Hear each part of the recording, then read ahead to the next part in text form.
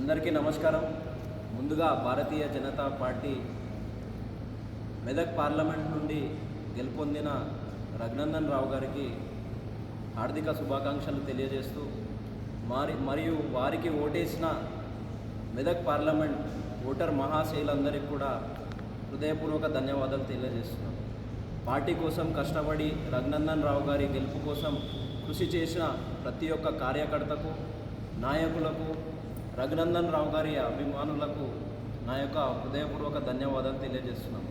మరీ ముఖ్యంగా భారతీయ జనతా యువ మోర్చా నాయకులందరూ నేను ఫోన్ చేసిన వెంటనే ఎక్కడికి వెళ్ళాలంటే అక్కడికి రెడీ అయిపోయి ఉదయం 5ంటికి కానీ 6ంటికి కానీ రెడీ అయిపోయి నా వెంబట వచ్చిన భారతీయ జనతా యువ మోర్చా నర్సాపూర్ కాన్స్టిట్యుయెన్సీకి సంబంధించిన నాయకులకు అందరికీ కూడా మనస్ఫూర్తిగా హృదయపూర్వక ధన్యవాదాలు తెలియజేస్తున్నాను.